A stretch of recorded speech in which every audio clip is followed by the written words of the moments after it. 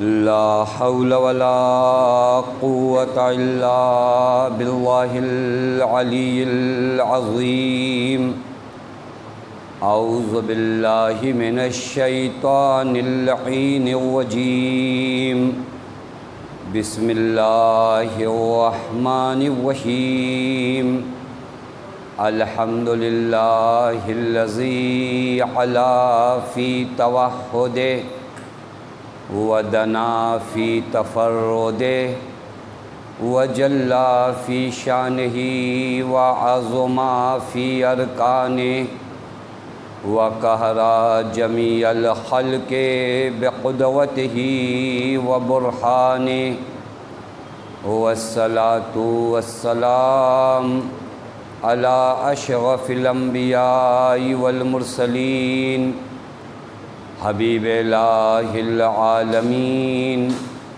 مولا و مولا الثقلین جد الحسن والحسین مولانا ابی القاسم محمد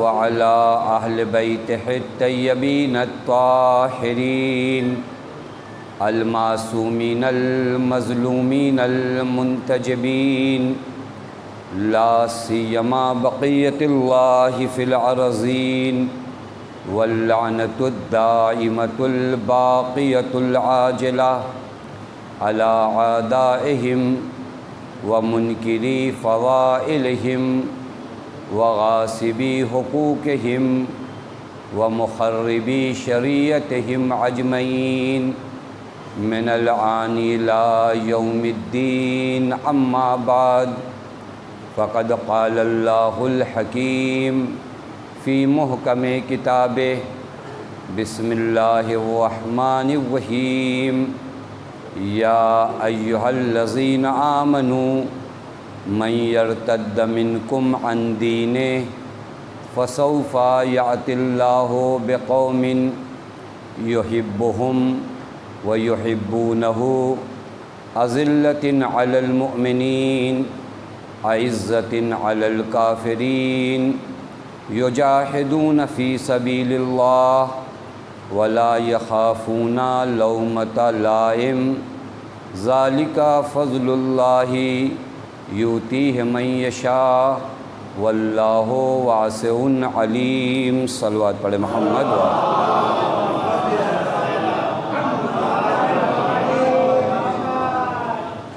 پروردگار عالم کا لاکھ لاکھ شکر ہے کہ اس معبود نے ہمیں اور آپ کو بارگاہ اہل بیت علیہم الصلاۃ والسلام میں حاضر ہونے کی توفیق عنایت فرمائی۔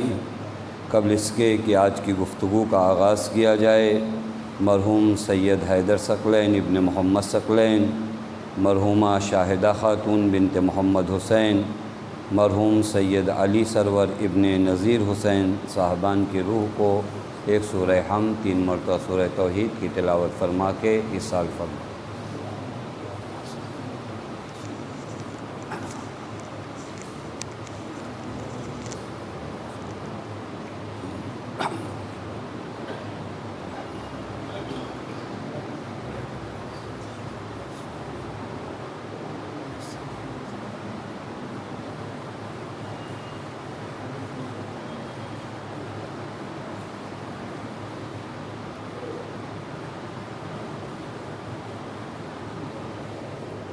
ایک صلوات پڑھے محمد و آل محمد۔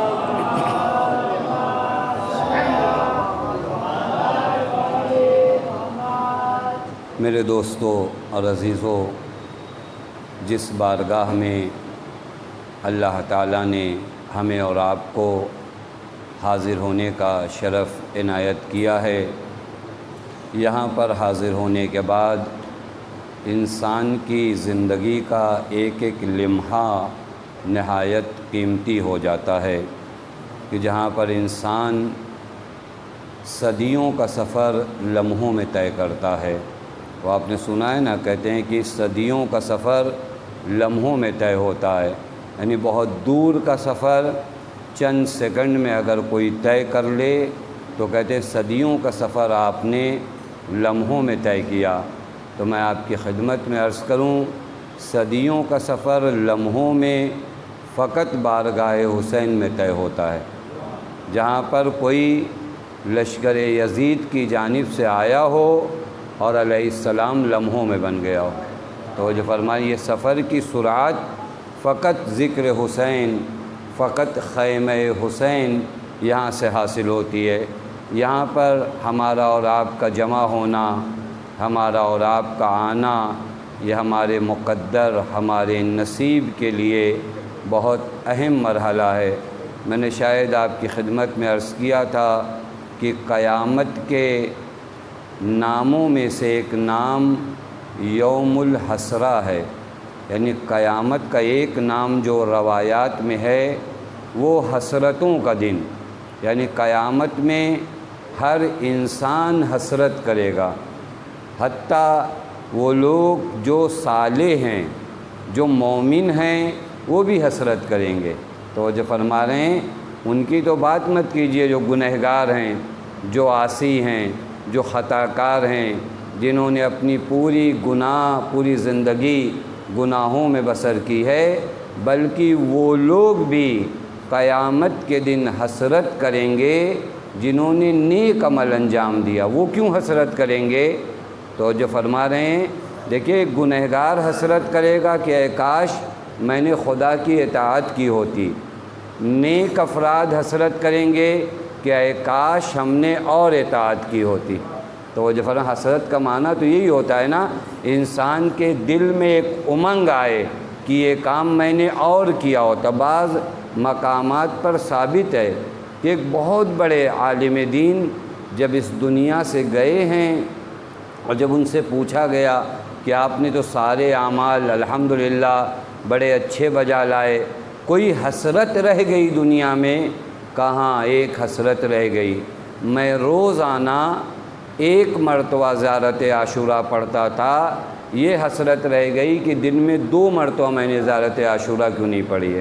تو جو فرما رہے ہیں یہ حسرت کا معنی میں اس وجہ سے آپ کی خدمت میں عرض کر رہا ہوں کہ مسلسل ان دنوں آپ حضرات مجالس امام حسین میں آ رہے ہیں، کہیں کسی کے ذہن میں یہ نہ آ جائے کہ نہیں بہت مجلسیں ہم نے کر لیا۔ یاد رکھیے یہ مجلسیں زاد راہ ہیں آخرت کے لیے، اور آخرت کا سفر ہے بڑا کٹھن، لہذا جتنا سفر کٹھن ہوتا ہے زاد راہ اتنی زیادہ ہونا چاہیے۔ لہذا ان مجلسوں کو کبھی زیادہ نہ سمجھنا، اپنے سفر آخرت کو دھیان میں رکھتے ہوئے سمجھنا کہ اے کاش زندگی کا کوئی اور لمحہ مجلس امام حسین میں بسر ہو جاتا۔ ایک صلوات پڑھے محمد و آلہ۔ اور ہے واقعاً اس مقام پر جتنی چیزیں ہیں سب متبرک ہیں، جو یہ فرش مجلس، یہ ممبر، یہ بینر، یہ علم، یہ تعزیہ، جو بھی سرکار سید الشہداء سے منسوب ہو جائے وہ مبارک ہے، وہ متبرک ہے۔ اگر آپ دیکھیے نا، مرحوم مرشی نجفی مرجع وقت گزرے ہیں، انہوں نے اپنی وصیت میں ایک وصیت یہ کی تھی کہ جب میں اس دنیا سے چلا جاؤں تو میرا وہ سیاہ کپڑا جسے پہن کر میں عزاداری سید الشہداء کرتا تھا میرے ساتھ دفن کرنا۔ معلوم ہے مرحلہ بہت عظیم ہے۔ حتیٰ آپ نے فرمایا کہ میرا وہ رومال جس سے میں اشک امام حسین پوچھتا تھا اسے میرے سینے پہ رکھ دینا۔ معمولی مرحلہ نہیں ہے میرے دوستو عزیزو۔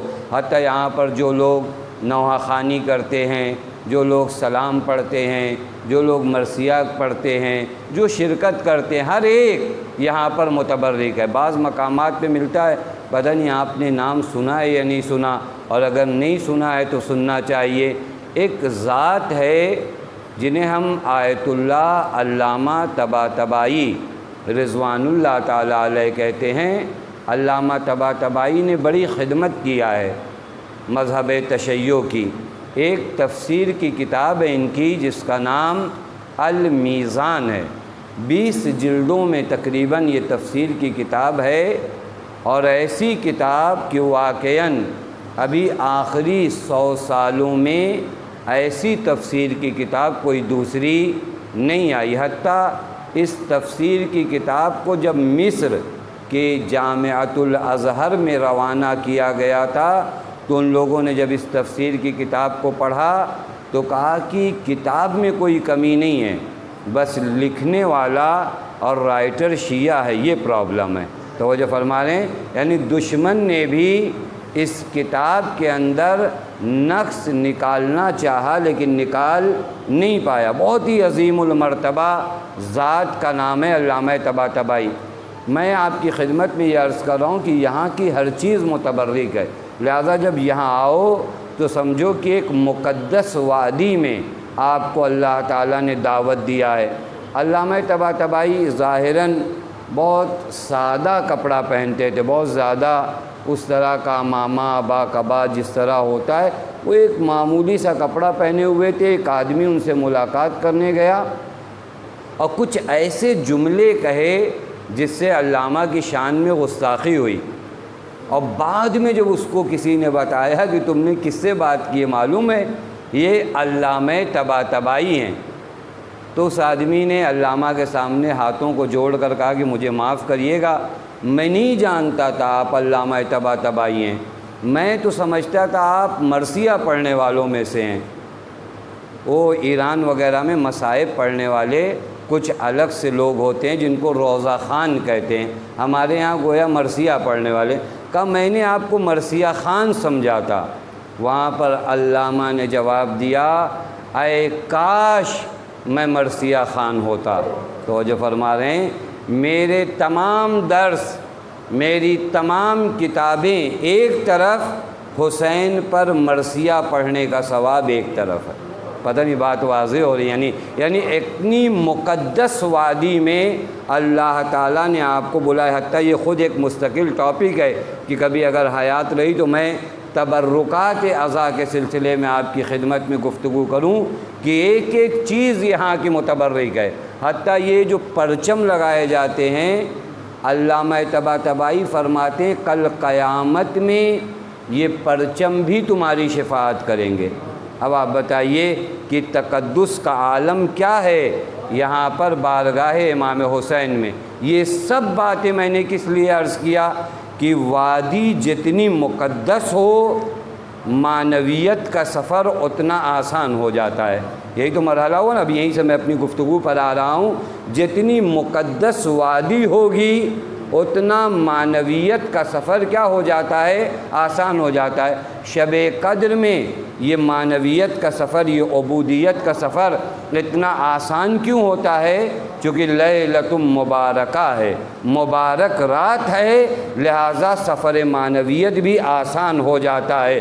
پر جس طرح شب قدر لیلۃ مبارکہ ہے، سفر معنویت آسان ہو جاتی ہے، اسی طرح مجلس حسین بھی مجلس مبارک ہے، یہاں سے سفر معنویت آسان ہو جاتا ہے۔ ایک صلوات پڑھے محمد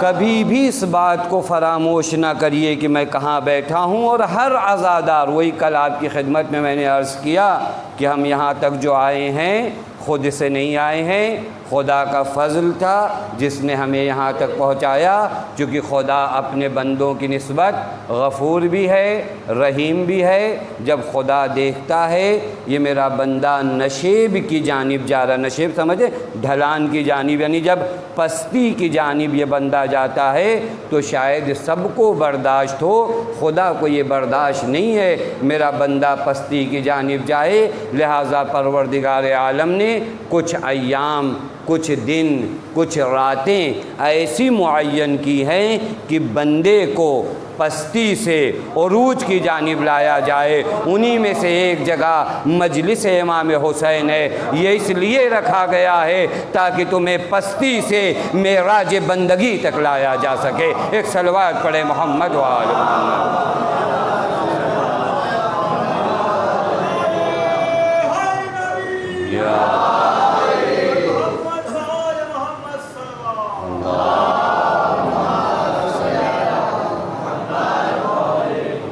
اللہ نے تمام اسباب ہماری بلندی کے لیے مہیا کرائے ہیں، اور خود سرکار سید الشہداء نے روز عاشورہ خطبہ ارشاد فرمایا، جہاں اپنے قاتلین کو مخاطب کر کے فرماتے ہیں فنعم الرب ربنا وبئس العبد انتم، ہمارے رب نے ربوبیت میں کوئی کمی نہیں چھوڑی ہے، تم نے بندگی صحیح نہیں کی ہے، اس نے پالنے کے سارے انتظام کیے ہیں جہاں سے تم ترقی کر سکتے ہو، لیکن اب کیا کیا جائے کہ جسے اوپر آنا ہے وہ ہاتھ نہیں بڑھا رہا ہے۔ توجہ فرما رہے ہیں، جسے بلند ہونا ہے، جسے معراج بندگی تک جانا ہے، لہٰذا یہاں تک جو آپ کو بلایا گیا ہے یہ نہ رسم کی بنیاد پہ بلایا گیا، نہ انہیں آپ کی ضرورت ہے اس لیے بلایا، نہ انہوں نے مجمع اکٹھا کرنے کے لیے لوگوں کو بلایا۔ یہ وہ جگہ نہیں ہے جہاں مجمع سے اعتبار بڑھے، حسین الذات کا نام ہے جس سے مجمع کا اعتبار بڑھتا ہے۔ توجہ فرما رہے ہیں، مجمع حسین کا اعتبار نہیں بڑھاتا، حسین مجمع کا اعتبار بڑھاتے ہیں۔ حسین الذات کا نام ہے کہ اگر پوری دنیا حسین کے ساتھ ہو تو معتبر ہے، اور اگر پوری دنیا حسین کی مخالف ہو جائے تو غیر معتبر ہے۔ لہٰذا یہاں مجمع اکٹھا نہیں کرنا ہے، یہاں بھیڑ اکٹھا نہیں کرنا ہے۔ آپ دیکھ لیجئے جب مولا نکلے ہیں مکے سے کہاں کی جانب؟ کوفے کی جانب، تو آپ کبھی توجہ فرمائیے، دیکھیے میرے ساتھ ساتھی پہلے ہی سے کم ہوں، اس کے بعد آپ کنڈیشن رکھو، یہ عجیب مرحلہ ہے نا۔ کبھی کبھار ہوتا یہ کہ مجھے مجمع اکٹھا کرنا ہے، وہ مجمع جس نام پہ آئے، آپ دیکھیے یہ جو الیکشن کے لیے ہورڈنگ لگائے جاتے ہیں، لوگوں کو بلایا جاتا ہے، ان کو فرق نہیں پڑتا آپ کس نیت سے ہمارے ساتھ آ رہے ہو، کس قصد سے آپ ہمارے ساتھ آ رہے ہو، کس ارادے سے آپ ہمارے ساتھ آ رہے ہو۔ بس 10-5 روپیہ لیجئے، آپ ہماری ریلی میں آئیے، مجمع بڑھائیے، آپ ہم کو گالی بکیے یا ہمیں کچھ کہیے، فرق نہیں پڑتا، آؤ تو مجمع دکھائی دے، چونکہ ان کو معلوم ہے ہمارا سارا اعتبار مجمع کی وجہ سے ہے۔ لیکن جب حضرت نکلے ہیں مکے سے تو آپ کے ساتھ اصحاب سادہ نہیں ہے، لیکن اس کے باوجود مولا نے ایک کنڈیشن رکھا، من کانا باذلاً فینا مہجتہ و معتناً علی لقاء اللہ نفسہ فلیرحل معنا۔ ہر کوئی میرے ساتھ نہیں آئے، میرے ساتھ آنے والوں کو معلوم ہونا چاہیے کہ یہ سفر کربلا کہاں کا سفر ہے، یہاں آنا ہے تو خون جگر بہانے کا جذبہ ہونا چاہیے، خدا سے ملاقات کی محبت ہونی چاہیے۔ ایک صلوات پڑھے محمد وآلہ۔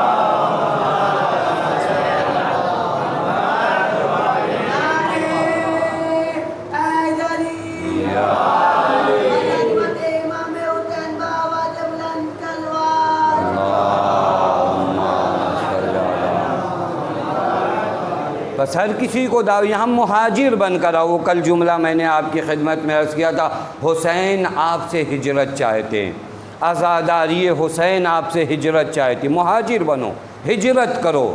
ہجرت نہیں کر سکتے تو صحیح معنوں میں ابھی عزادار نہیں بنے۔ عزادار کو مہاجر ہونا چاہیے۔ مہاجر کسے کہتے ہیں؟ اپنے بچوں کے لیے عرض کر دوں، مہاجر یعنی وہ انسان جو کسی جگہ پر ہو، وہاں سے کوچ کر جائے، نکل جائے اور دوبارہ وہاں جانے کا ارادہ نہ رکھے، اسے کہا جاتا ہے مہاجر۔ اور مہاجر اور مسافر میں بھی فرق ہے۔ مسافر کسے کہتے ہیں؟ ہم سب اپنے وطن سے آئے ہیں، مہاجر بن کے نہیں آئے ہیں، مسافر بن کے آئے ہیں، چونکہ ہمارا ارادہ ہے وطن لوٹ جانے کا۔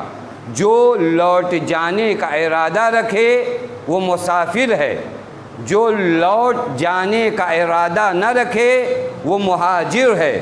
حسین آپ کو مسافر نہیں بنانا چاہتے، حسین آپ کو مہاجر بنانا چاہتے۔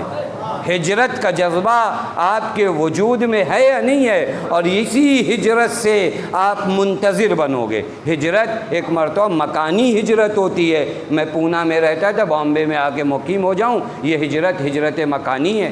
میں بامبے سے پونا ہجرت کر جاؤں، یہ ہجرت مکانی ہے۔ ایک مرتبہ ہجرت کردار کی ہجرت ہے، ہجرت کردار کی ہجرت ہے۔ میرا وجود جھوٹ سے بھرا ہے، میں اس وادی جھوٹ سے نکل کر گلستان صداقت تک چلا ہوں، یہ ہجرت ہے۔ توجہ فرما رہے ہیں، یعنی میں روایت آپ کی خدمت میں پیش کر دوں تاکہ آپ کو یقین آ جائے ہجرت کردار کی ہجرت ہوتی ہے۔ امام علی علیہ الصلوۃ والسلام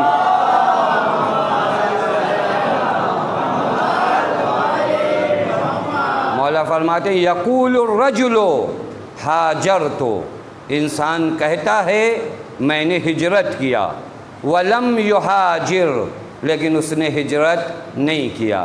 کہتا ہے زبان سے کہ میں نے ہجرت کیا، ولیکن لم یہاجر، لیکن اس نے ہجرت نہیں کیا۔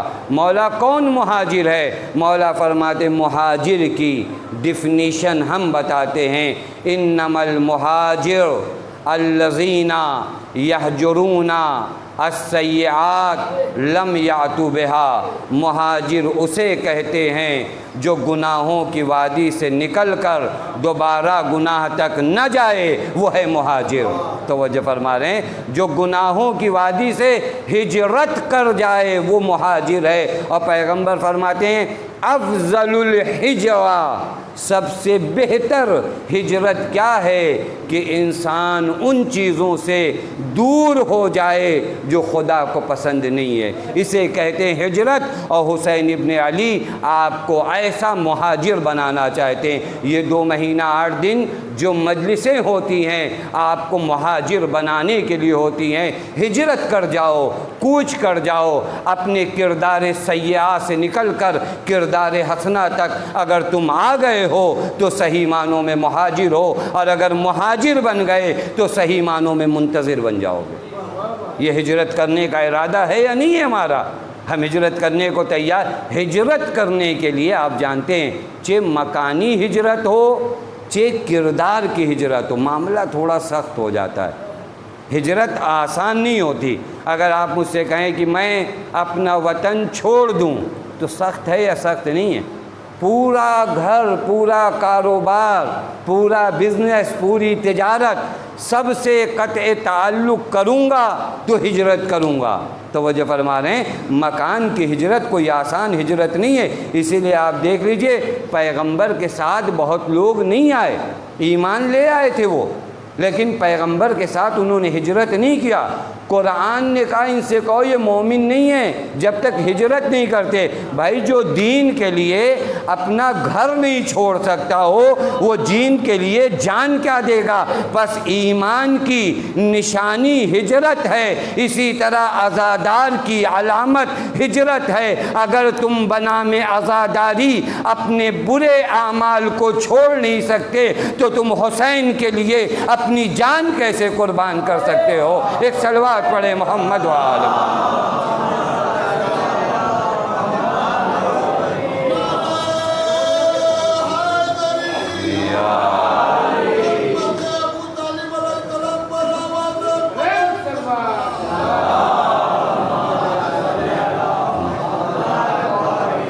سخت ہے میرے لیے ہجرت کرنا، آسان نہیں ہے۔ میرا پورا بزنس جھوٹ پر چل رہا ہے، میری پوری تجارت ربا اور سود پر چل رہی ہے۔ آپ مولانا ممبر سے بیٹھ کر کہہ رہے ہو کہ کل یہ دھندا بند کر دوں، آسان نہیں ہے۔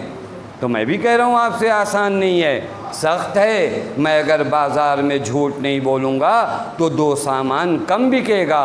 کہ یہی تو تمہیں تیار کر رہے ہیں، 2 سامان دیکھتے ہو یا رضائے امام دیکھتے ہو، یہی آپ کو تیار کرنا ہے۔ یہیں سے میں جھوٹے وعدے، جھوٹے دعوے، جھوٹے غفلت میں آپ کو نہیں ڈالنا چاہتا۔ اور یہ جتنی باتیں آپ کو کہہ رہا ہوں اپنے لیے سب سے پہلے کہہ رہا ہوں کہ آخر میں اس کے لیے تیار ہوں یا تیار نہیں ہوں۔ میرے ایک جھوٹ سے میرا بڑا فائدہ ہوتا ہے۔ اب وہاں پر کربلا مجھ سے آواز دیتی ہے جھوٹ مت بولو، نقصان برداشت کر لو۔ آیا یہ طاقت میرے اندر آئی یا نہیں آئی کہ نقصان برداشت کر لوں، جھوٹ نہیں بولوں گا؟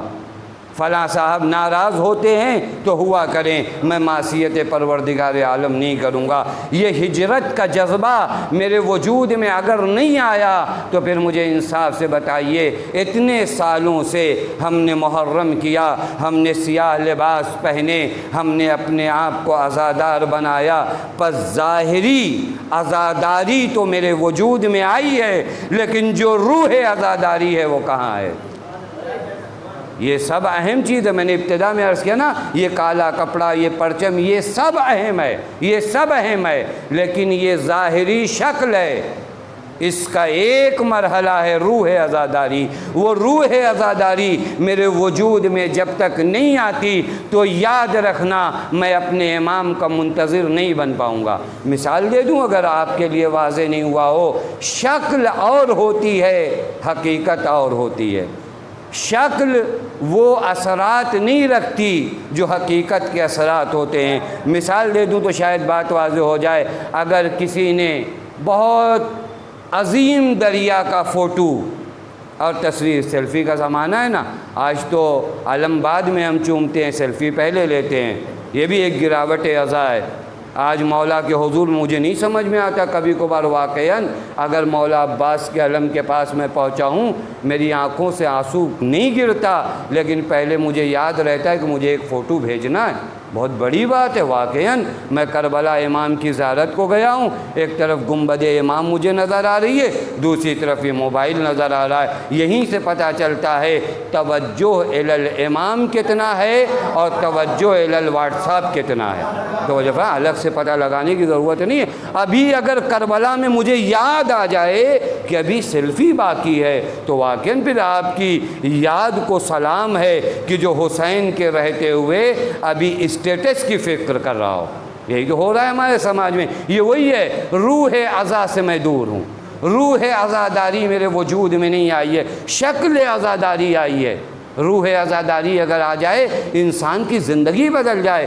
فوٹو آپ نے ایک دریا کا کھینچا، بہت صاف و شفاف پانی، وہ زمان یہ ٹیکنیشین لوگ جانتے ہیں کہ وہ ہائی لیول کا کیمرہ جس میں پتہ نہیں کتنے میگا پکسل کیمرہ ہے اور یہ ہے، اور اس نے بہترین تصویر جو ہے میرے سامنے رکھ دیا۔ میں نے کہا پیاس لگی ہے، آپ نے کہا مولانا یہ تصویر ہے، دریا ہے، پانی پی لیجئے۔ تو وہ جو فرما رہے ہیں یہ پانی ہے، لے لیجئے۔ میں نے کہا نہیں، یہ پانی کا نہیں، آپ کو نہیں پتہ، فلاں جھرنے کا پانی ہے اور یہ منرل واٹر ہے اور یہ ہے فلاں ہے۔ ہم نے کہا نہیں یہ پانی نہیں ہے، پانی کی شکل ہے۔ کہا نہیں آپ کیسی باتیں کرتے ہیں، ہم پورا جھرنا آپ کے حوالے کر رہے ہیں، آپ کی پیاس نہیں بجھتی۔ تو عجب نہیں جواب دیا جائے، پیاس شکل سے نہیں بجھتی، پیاس حقیقت سے بجھتی ہے۔ منتظر وہ نہیں بنتا جو ظاہر عزاداری اپنائے، منتظر وہ بنتا ہے جو روح عزاداری کو اپنائے۔ ایک صلوات پڑھے محمد وآلہ۔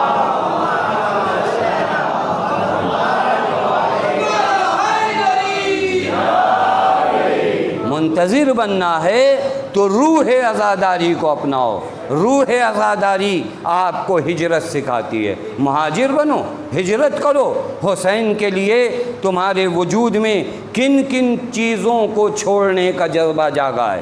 یہ جاگا یا نہیں؟ یہ 2 مہینہ 8 دن تک میں نے عزاداری کی ہے، یہ ہجرت کا جذبہ میرے وجود میں آیا یا نہیں؟ اور آ جائے، خدا کی قسم آ جائے، اگر یہ ہجرت کا جذبہ آ جائے نا، اس کے بعد کا سفر آپ کو نہیں طے کرنا ہوتا، وہ طے کراتے ہیں۔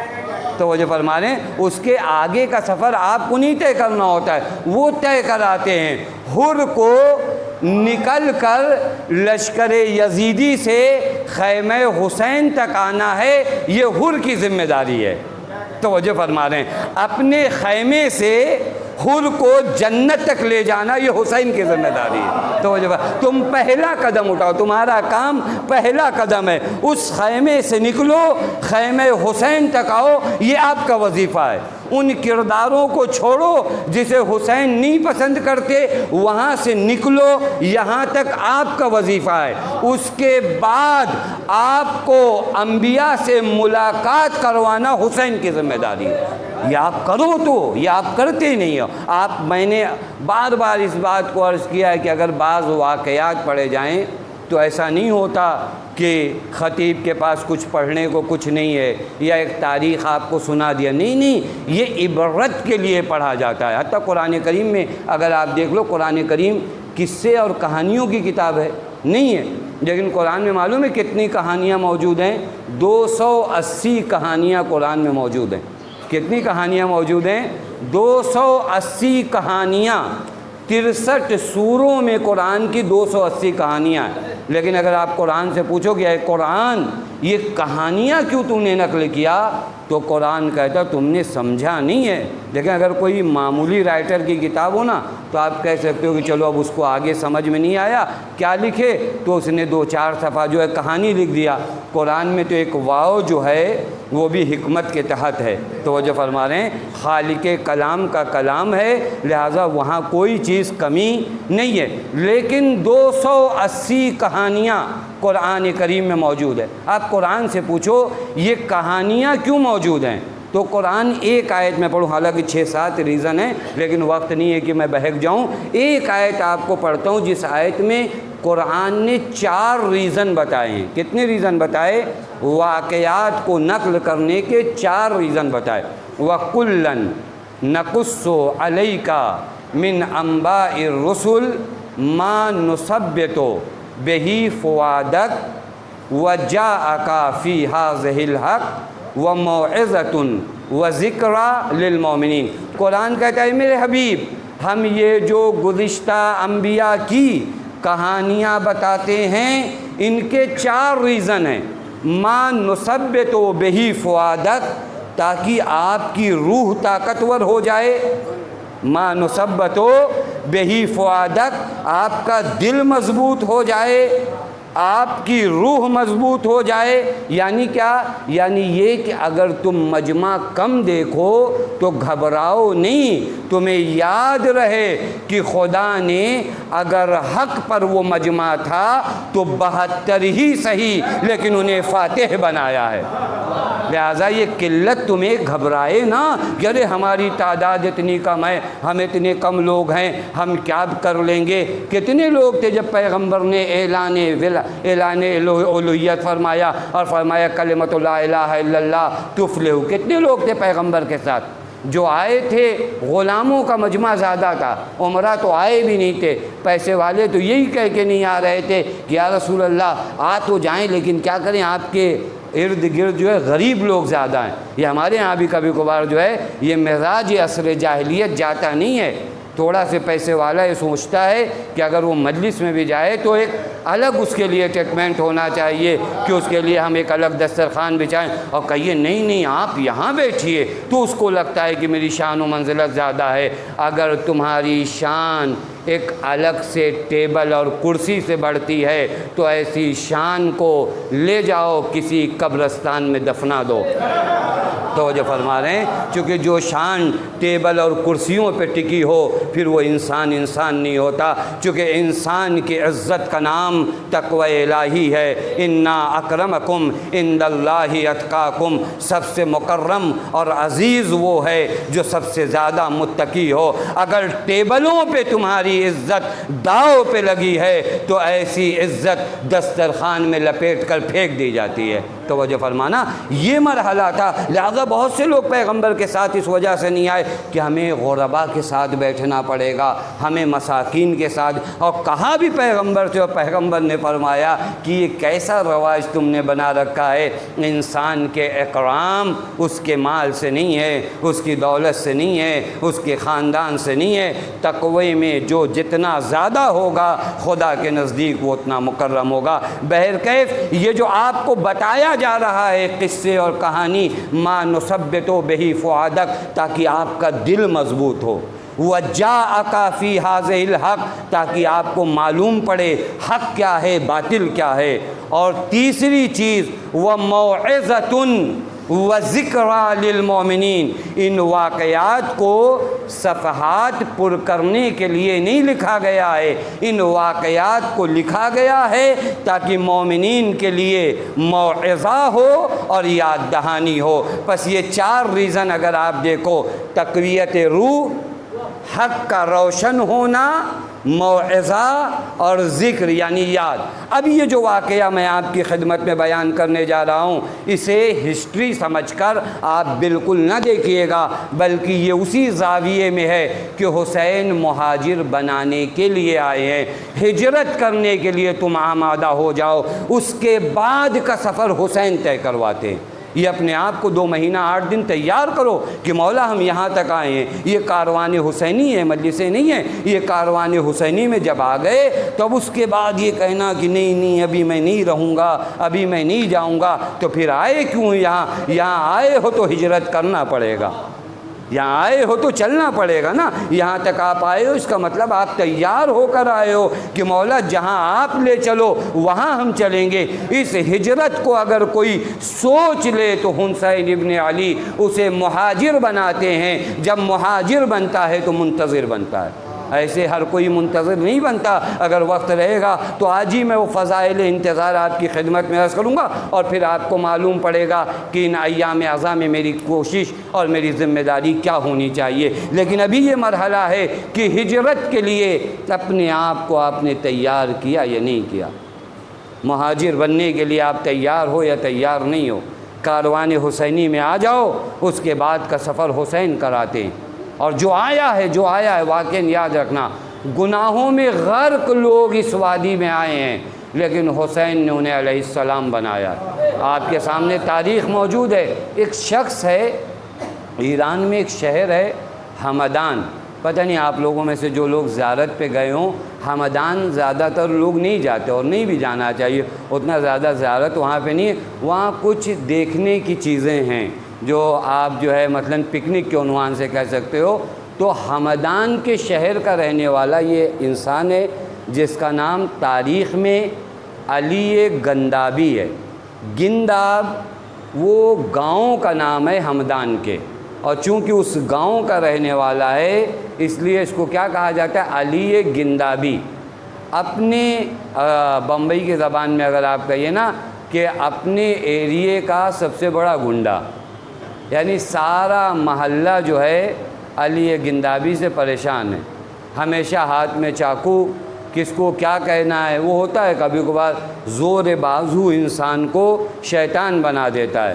یہ بھی بہت اہم مرحلہ ہے کہ جب آپ کے پاس طاقت آئے نا تو خدا سے یہ بھی دعا کرنا کہ طغیانیت نہ آئے۔ ہاں کبھی کبھار یہ ہوتا ہے طاقت آ جاتی ہے تو طغیانیت، ہمیشہ یہ آستین جو ہے چڑھی رہتی، اس کو لگتا ہے کہ اگر میں نے کسی کو نہیں مارا تو لوگ کہیں گے کہ میں ڈرپوک ہوں۔ وہ اپنی سب سے بڑی ذمہ داری یہ سمجھتا ہے کہ پورا محلہ مجھ سے ڈرتا رہے۔ علی گندابی بھی اپنے ایریے اپنے محلے کے سب سے مشہور بدماش اگر کہا جائے۔ میں نے عرض کیا ہجرت کرنے کے لیے آپ تیار ہو، حسین لے جانے کے لیے تیار ہیں، چونکہ حسین کے سفینے کے بارے میں روایت میں ہے کہ سفینۃ الحسین اسرا و اوسا۔ حسین کی کشتی کی کوالٹی کیا ہے معلوم ہے؟ تیز بھی چلتی ہے اور گنجائش بھی زیادہ ہے۔ پتہ نہیں مرحلہ واضح ہوا یعنی اوسا و اسرا کا معنی تھا۔ اوسا کسے کہتے جہاں گنجائش زیادہ ہو۔ اگر میری گاڑی میں جگہ کم ہے نا تو 4 آدمی کے بعد 5ویں سے ہاتھ جوڑ لوں گا کہ بس یہ 4 آدمی تک۔ لیکن اوسا کہتے جس میں گنجائش کیا ہو؟ زیادہ ہو۔ روایت میں ہے کہ کشتی حسین میں گنجائش بہت ہے، آنے والوں کا انتظار ہے، جگہ کی کمی نہیں ہے۔ توجہ فرما رہے ہیں، انتظار آنے والوں کا۔ اور پھر اس کے بعد بعض کشتیوں کا حالت یہ ہوتی ہے کہ اگر زیادہ لوگ آ جائیں تو چلتی دھیرے ہے۔ اگر گاڑیوں میں اوور لوڈ ہو جائے، چونکہ یہاں اوور لوڈ ہوتا نہیں ہے چونکہ اوسا ہے، توجہ فرما رہے ہیں، تو اوسا کے ساتھ اسرا بھی ہے یعنی تیز بھی چلتی ہے۔ توجہ فرمائیے گا، یعنی لیتی بھی زیادہ لوگوں کو ہے اور منزل تک پہنچاتی بھی جلدی ہے۔ اب جب ایسی کشتی میں آنا نصیب آپ کو ہوا ہے کہ اوسا بھی ہے اسرا بھی ہے تو زندگی کا یہ سفر بڑی تیزی کے ساتھ طے ہونا چاہیے، کسالت کے ساتھ نہیں طے ہونا چاہیے۔ ایک صلوات پڑھے محمد و آل محمد۔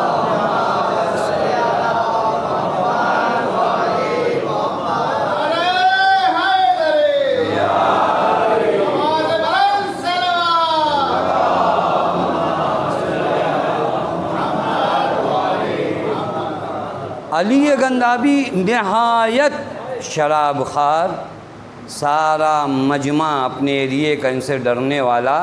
میرے وہ مرحلے کو یاد رکھیے گا، ہجرت کے مسئلے کو، وہ میں یہ واقعہ صرف اس لیے بتا رہا ہوں، مایوس نہیں ہونا۔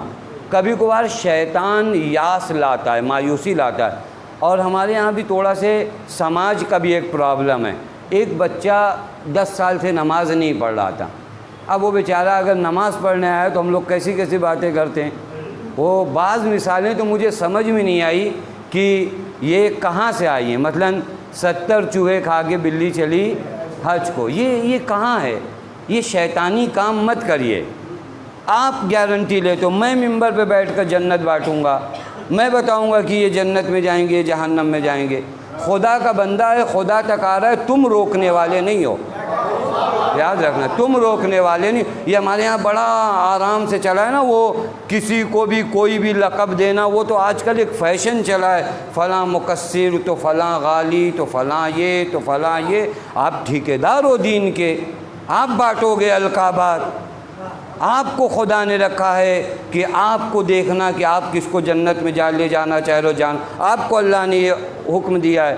اگر کسی کو دے دیا جائے معامرہ میں تو ہمارے خیال سے جنت خالی رہے گی، جہنم میں جگہ کم پڑ جائے گی، کیونکہ ہم لوگ کسی کو بھیجیں گے ہی نہیں، ہم تو خود بھی چلے آئیں گے جہنم میں کہ کہیں ایک آدھ اور نہ رہ جائے جنت میں۔ آپ نے گارنٹی لے رکھی ہے جنت اور جہنم میں ڈالنے کی سب کو۔ آپ لوگوں کو مایوس کرو گے، آپ جوانوں کو مایوس کرو گے کہ نہیں وقت نکل گیا، بات ختم ہو گئی، خدا کہہ رہا ہے میرا بندہ جب آئے گا میں اسے قبول کر لوں گا۔ عجیب مرحلہ ہے واقعا، یہ شیطانی کام ہے، مایوسی پھیلانا، یاس شیطانی کام ہے۔ مایوسی مت لے آؤ، نا امید مت کرو جوانوں کو، نہ دنیا کے لحاظ سے نا امید کرو، نہ دین کے لحاظ سے۔ لیکن یہ بھی کہوں، جری بھی مت بناؤ، نا امید بھی مت کرو اور جری بھی مت بناؤ۔ یہ بھی مت کہو کہ نہیں چلے گا، یہ بھی کبھی کبھار ہوتا ہے نا۔ ہاں، یہاں شاعر لوگ بیٹھ کر پورا عقائد بناتے ہیں۔ کئی مرتبہ عرض کیا کہ شاعر کا کام عقیدہ بتانا ہے، بنانا نہیں ہے۔ شاعر، مولوی، خطیب، سب کا کام عقیدہ بتانا ہے، بنانا نہیں۔ ہم لوگ بھی کبھی کبھار ارے آپ سے کون سوال کرے گا، وہ معصوم کہتے تم سے سوال ہوگا۔ اب میں شاعر کی بات مانوں، مولا کی بات مانوں؟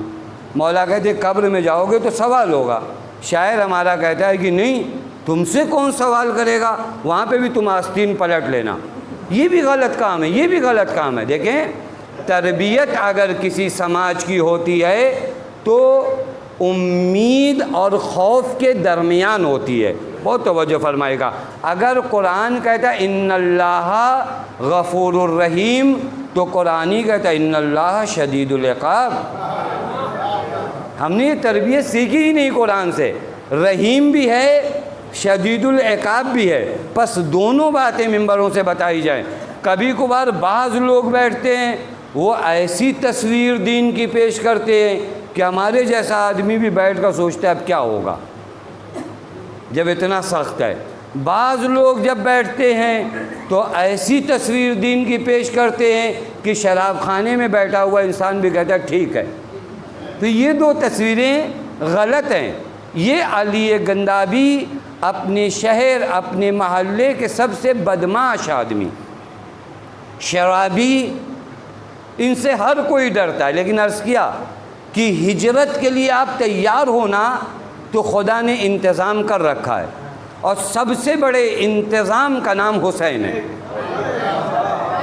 سب سے بڑے انتظام کا نام حسین ہے۔ ان الحسین مصباح الہدی و سفینۃ النجات، یہاں تک وابستہ کر دیا ہے تم کو، اب تمہیں جہنم میں نہیں جانا ہے۔ حسین کے ہوتے ہوئے اگر کوئی جہنم میں چلا جائے تو تعجب ہے، جنت میں جائے تو تعجب نہیں ہے، حسین کے ہوتے ہوئے جہنم میں چلے جاؤ تو تعجب ہے۔ جب مولا موجود ہیں اور آپ کے پاس وہ رفق و مدارات و عطوفت و محبت حسین ہے تو آپ کیسے دامن حسین چھوڑتے ہو؟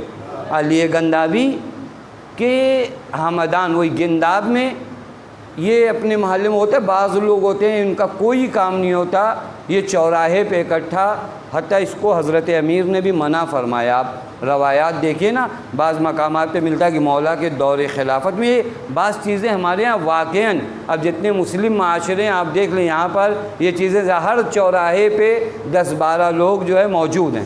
یہ چوراہے پہ گزرنے والوں کا حق ہے، توجہ فرما رہے ہیں۔ پھر اس کے بعد آپ جو ہے بڑی بڑی دین کی باتیں کرتے ہو، نہیں، یہ چیزیں دین نہیں سکھاتا، دین چوراہوں پہ کھڑے ہونے سے منع کرتا ہے۔ آپ جا کر دیکھو، مولا متقیان کے زمانے میں مولا گزر رہے تھے ایک گلی سے، وہاں پہ کچھ نوجوان بچے تھے، انہوں نے مولا کا مذاق اڑایا، مولا کافی ناراض ہوئے۔ مولا نے پھر اس کے بعد جب وہاں کے بڑے بزرگوں کو پتہ چلا نا، وہ آئے اور کہا کہ مولا معاف کریے، بچے تھے، جوان تھے۔ مولا نے کہا نہیں، جو میرا حق تھا میں نے معاف کیا، سوال یہ ہے کہ یہ اس چوراہے پہ کھڑے کیوں تھے؟ یہاں پر جو لوگ گزرتے ہیں، کسی کی ناموس گزرتی ہے، کسی کے گھر کی عورتیں گزرتی ہیں، اصل یہ معاشرے کو زیب نہیں دیتا کہ کچھ لوگ کھڑے ہو کر دوسروں کے لیے مزاحمت ایجاد کریں۔ تو وجہ ہے ان کے بھی شہر میں یہ لوگ محلے میں کھڑے رہنا، اور اس زمانے میں جو دیہات ہوتے تھے، جو شہر ہوتے تھے، پوری باؤنڈری ہوتی تھی، چونکہ آج کی طرح یہ ٹیکنالوجی نہیں تھی، جنگل کے درمیان ایک دیہات ہوتا تھا، جانوروں کے آنے کا خطرہ بہت زیادہ ہوتا تھا، لہذا دیوار بنائی جاتی تھی، ایک شہر کا دروازہ ہوتا تھا، رات کے وقت وہ دروازہ بند ہو جاتا تھا۔ علی گندابی رات کے وقت اپنے گاؤں میں موجود ہیں، رات میں دق الباب ہوا، رات کی ایک پہر دق الباب ہوا، کسی نے دروازہ کھٹکھٹایا، آنے والا کون ہے؟ ایک امام حسین کا مصائب پڑھنے والا، مجلس پڑھنے والا بھی، چونکہ ہمارے ہاں تھوڑا سے مرحلہ فرق کرتا ہے۔ عرض کیا ابھی آپ کی خدمت میں کہ بعض لوگ روضہ خوان ہوتے تھے، ان کا کام یہ تھا کہ مجلس کے بعد مصائب پڑھتے تھے۔ یہ بیچارے حسن نام کے مولانا، یہ کہیں سے مجلس یعنی وہی مصائب پڑھ کر آ رہے تھے، اور ان کو اسی علی گندابی کے گاؤں میں جانا تھا، رات کا پہر تھا۔ انہوں نے دروازے کے پیچھے سے آواز تو سنی، تو وہی لوفر لوگ جو شہر میں کھڑے رہتی، تو بیچارے گھبرا گئے کہ اب اگر اس وقت میں شہر میں داخل ہوں گا تو یہ لوگ مذاق بھی اڑائیں گے اور اپنی زبان میں کہا جائے پریشان بھی کریں گے۔ کہا واپس جاؤں جہاں سے آیا ہوں، تو صبح یہیں پر ایک مجلس پڑھنا ہے، وہاں دیر ہو جائے گی۔ آج کے زمانے کی طرح تو سفر آسان نہیں تھا، یہیں پر اگر کھڑا رہوں تو یہ درندے جانور جو شہر کے باہر ہوتے ہیں یہ پھاڑ کھائیں گے۔ کوئی چارہ ان کے پاس بیچارے کے بچا نہیں تھا، مشکل میں پھنسے، کیا کریں؟ دروازہ کھٹکھٹائی دیا۔ اب آنے والا اگر گنڈا آدمی ہو تو آپ کتنا کانپیں گے؟ رات کے اس سناٹے میں علی گندابی نے دروازہ کھولا، کہا کون؟ کہا حسن بول۔ کہا حسن کہاں تھے آپ؟ کہا مجلس پڑھنے گیا تھا ایک جگہ پر۔ کہا آپ لوگ بھی، ہمارے ہاں بھی کچھ لوگ کہتے ہیں نا، سنڈے نہیں، منڈے نہیں، ٹیوزڈے نہیں، جب دیکھو مجلسیں ہیں۔ ہمارے ہاں بھی تھوڑا سے ایک طبقہ جو ہے تھوڑا سا بہت پروفیشنل اور بہت ہائی فائی جو لوگ اپنے آپ کو کہتے ہیں، ان کو سمجھ میں آتا ہے کہ مجلسیں جو ہیں زیادہ ہو رہی ہیں، یہ روز کھاتے ہیں اور کبھی یہ نہیں کہتے کہ ہم کھانا کیوں اتنا ریپیٹ کرتے ہیں۔ توجہ فرما رہے ہیں؟ ان سے پوچھے کہ آپ نے کل کھایا تھا، آج پھر کیوں کھا رہے ہو؟ پھر آج اگر کھایا ہے تو کل پھر کیوں کھاؤ گے؟ تو کہتے ہیں اگر نہیں کھائیں گے تو جسم کمزور پڑ جائے گا، تو تمہیں سمجھنا چاہیے مجلسوں میں نہیں آئیں گے تو روح کمزور پڑ جائے گی۔ ایک صلوات پڑھے محمد و آل محمد۔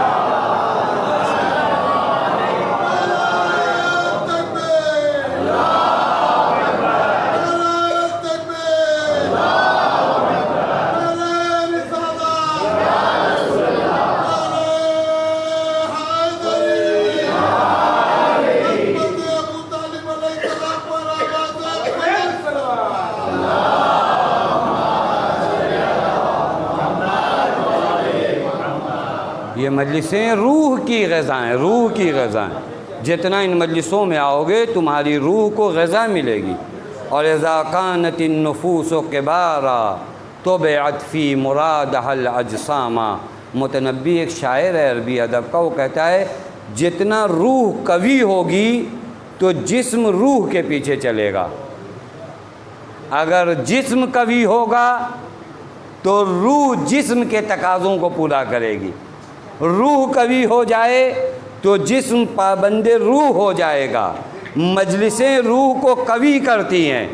اگر تمہاری روح قوی ہو جائے تو خواہشات نفسانی کے پیچھے تم نہیں چلو گے، خواہشات نفسانی تمہارے پیچھے پیچھے چلیں گے۔ مجلسوں کا یہ فائدہ ہے۔ کہ تم لوگ کیا لگا رکھے ہو روزانہ مجلس، پھر مجلس، تم نے کیا لگا رکھا ہے؟ انہوں نے کہا آج کی بات کچھ الگ ہے علی گندابی۔ کہا آج کیا بات ہے، آج کوئی خاص مناسبت ہے؟ کہا آج شب اول محرم ہے، آج شب اول محرم ہے۔ اب دیکھیں وہی میں ایک بات کہتا ہوں اور میں اپنے لیے بھی کہتا ہوں، گھر جیسے ہوتا ہے نا، گھر کا سارا دروازہ اگر آپ بند کر دو نا تو دھوپ کی شعاع آنے کی کوئی گنجائش نہیں رہتی۔ وہ ہلکے ہلکے جھروکے جو چھوڑے جاتے تھے نا پرانے گھروں میں، وہاں سے دھوپ کی شعاعیں آتی تھیں، تو اتنا بھی اگر کوئی دل کا دروازہ کھول لینا تو شعاع نور حسین آتا ہے۔ ایک دم بالکل دل کا دروازہ بند مت کرو، تھوڑا سے کھلا رہنے دو۔ علی گندابی بہت گناہوں میں مرتکب تھے، لیکن ابھی یہ دل پوری طرح بند نہیں ہوا تھا، ابھی عظمت حسین کی شعاع اس دل میں آ رہی تھی، لہذا فوراً تڑپ گئے کہ پہلی محرم ہے، خدا مجھ پر لعنت کرے کہ آج پہلی محرم کو بھی میں نے شراب پی رکھی ہے۔ دیکھیں ابھی اتنا ہے مرحلہ، توجہ فرما رہے ہیں کہ اس کو معلوم ہے کہ پہلی محرم کا اپنا احترام ہے۔ فوراً کہتا ہے کہ اچھا اگر پہلی محرم ہے تو اب یہیں پر مجلس ہونا ہے۔ کہاں؟ وہ چوراہے پہ مجلس ہونا ہے۔ یہ بیچارے خطیب پریشان، کہ یہاں مجلس کیسے ہو سکتی، میدان میں کہیں مجلس ہوتی ہے؟ کہا مجلس کے لیے تمہیں کیا کیا چاہیے؟ کہا دیکھو مجلس کے لیے مسجد ہوتی ہے، امام بارگاہ ہوتا ہے، ممبر ہوتا ہے تو مجلس ہوتی ہے۔ کہا دیکھو میں بیٹھ جاتا ہوں، آپ میری پیٹھ پر بیٹھو، یہ آپ کا ممبر ہو گیا۔ توجہ فرمائیں کتنے معمولی سے عمل کو حسین کو، کہ میں بیٹھ جاتا ہوں، آپ میری پشت پہ سوار ہو جاؤ، یہ آپ کا ممبر ہو جائے، اور مصائب مولا پڑھ دو۔ واقعاً سخت ہوگا اس وقت میں مصائب مولا پڑھنا، لیکن انہوں نے پڑھا۔ اور جس طرح مجلسیں ہوتی ہیں تمہید اور یہ وہ، اس نے کہا یہ تمہید وغیرہ کی ضرورت نہیں۔ دیکھیں جب عشق حسین میں انسان کا دل تڑپتا ہے نا، کہ اس تمہید کی ضرورت نہیں ہے، سیدھے مصائب پڑھو مولا عباس کا۔ انہوں نے پڑھا کہ سکائے حرم چلا گیا اور واپس نہیں آیا، اے اہل حرم اب عباس کا انتظار نہ کرنا۔ یہ فارسی کا شعر انہوں نے پڑھا۔ یہ کہتے ہیں ابھی میں یہ شعر پڑھ رہا تھا کہ مجھے لگا کہ جس ممبر پہ، چونکہ کسی کی پشت پہ بیٹھے تھے نا، جس ممبر پہ میں بیٹھا ہوں وہ ہل رہا ہے، چونکہ اتنے ہی شعر سے علی گندابی رو رہے تھے، گریہ کر رہے تھے۔ کا مجلس ختم ہوئی، علی گندابی نے مجھ سے کہا دیکھو اب یہ حسن ہے میرے دوستو، کہ دیکھو میں اس لائق نہیں ہوں کہ میں اپنے مولا سے کوئی وعدہ کروں، لیکن تم مولا کے ذاکر ہو، تم میری طرف سے وعدہ کرو۔ کہا کیا وعدہ کروں؟ کہا علی ابن ابی طالب سے کہو کہ مولا آج کے بعد شراب کو ہاتھ نہیں لگاؤں گا۔ دیکھیں ہجرت کرو تو صحیح، ہجرت کے لیے آپ یہاں تک آپ آؤ کہ تم مولا سے وعدہ کرو کہ تم اب میں شراب نہیں پیوں گا۔ میں وعدہ بھی نہیں کر سکتا چونکہ میں حضرت کے حضور میں کس چہرے کے ساتھ جاؤں۔ انہوں نے کہا میں نے وعدہ کیا، بات ختم ہو گئی۔ صبح کو جب مجلس ہوئی نا امام بارگاہ یا مسجد میں، تو میں نے مومنین کو بتایا کہ بھائی وہ علی گندابی سدھر گئے، وہ چینج ہو گئے، وہ بدل گئے۔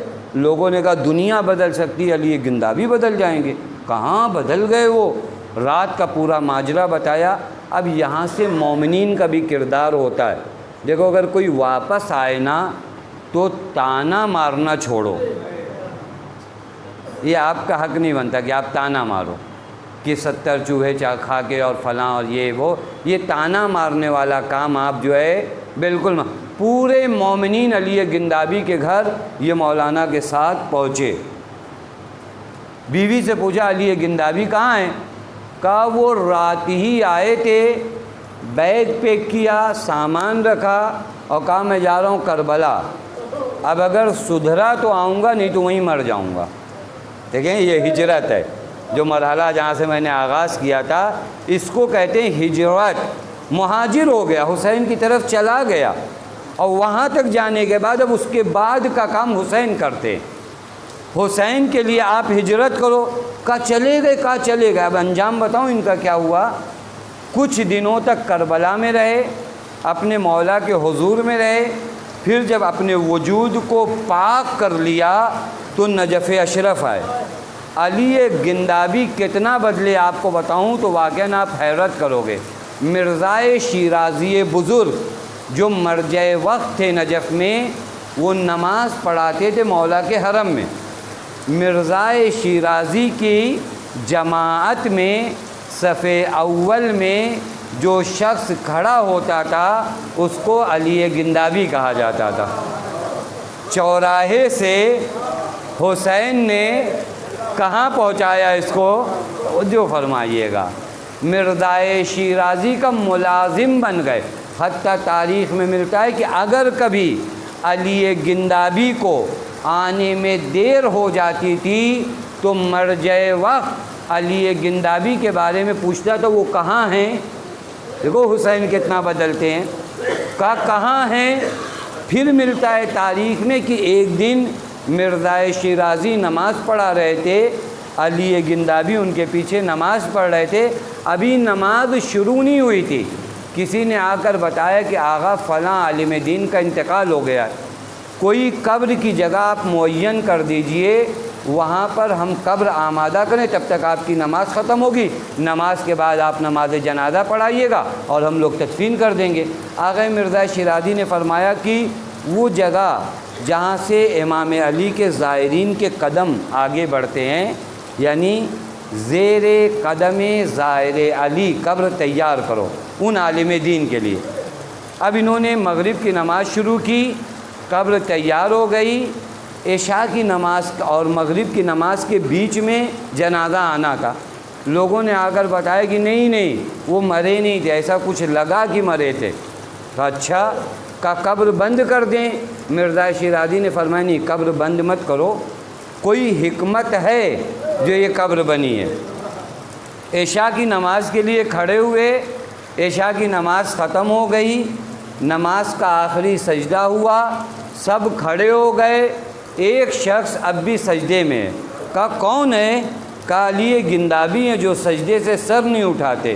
مرزا شیرازی نے شانہ ہلایا، پتہ چلا علی گندابی اس دنیا سے چلے گئے۔ مرزا شیرازی نے فرمایا یہ قبر در حقیقت علی گندابی کے لیے مولا نے آمادہ کروائی تھی۔ مطلب کو سمجھ رہے ہیں؟ کہاں سے سفر شروع ہوا تھا اور کہاں پر سفر ختم ہوا ہے، اسے کہتے ہیں ہجرت الی الحسین۔ ایک صلوات پڑھے محمد وآل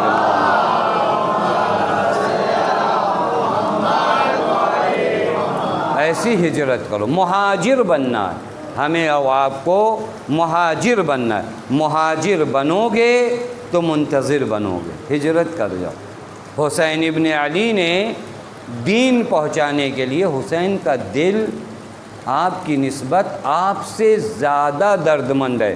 میں انشاءاللہ اگر وقت کبھی رہا تو بیان کروں گا، ہمارے امام ہم سے زیادہ ہماری فکر مند ہیں۔ آخر آپ نے کبھی سوچا ہے کہ انسانوں کی ہدایت کے لیے انسان اپنے 6 ماہ کے بچے کو میدان مقتل کا لے آئے؟ حسین اس ذات کو بھی لے کر آئے جو ابھی جھولے میں تھا۔ ارباب اعضاء، میرا دل چاہتا ہے آج کربلا کے باب الحوائج کے مصائب کے چند فقرات آپ کی خدمت۔ کربلا میں 2 باب الحوائج ہیں، ایک ابا الفضل العباس ہے اور ایک علی اصغر ہے۔ نہ جانے ان چھوٹے چھوٹے ہاتھوں میں کیا اعجاز ہے کہ بڑی بڑی مشکلی گرہیں کھولتے ہیں علی اصغر۔ ارباب اعضاء، آپ سب جانتے ہیں یہ واحد وہ ذات ہے جسے لے کر حسین جب گئے ہیں تو آپ کو بھی یاد کیا ہے۔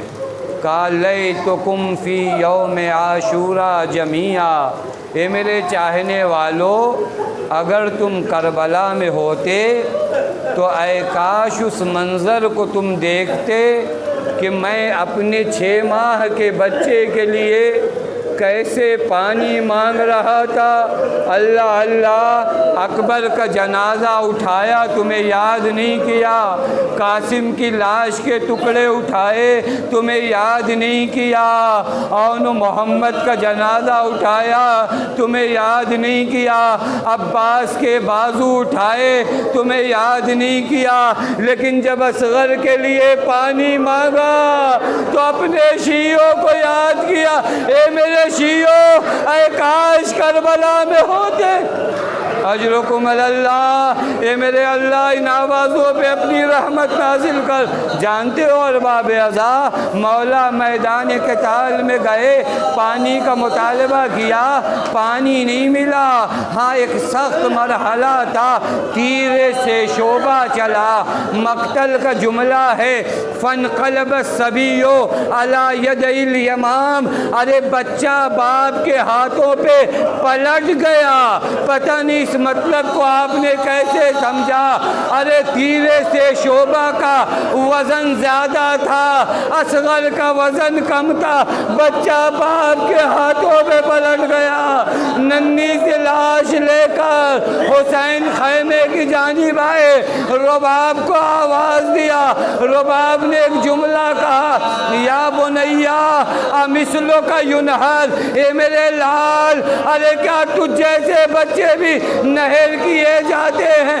ارباب عزا، اس ماہ کا مصائب یہاں ختم نہیں ہوا ہے۔ جب 11 محرم کو کچھ اشقیاء نیزہ لے کر آگے بڑھے، اشقیاء نیزہ لے کر آگے بڑھے، اصغر کے جنازے کو تلاش کر رہے ہیں۔ ارے نیزہ کربلا کی زمین پر چبھوتے ہیں، ایک نیزہ کربلا کی زمین پہ چبھویا، ننھا سا لاشا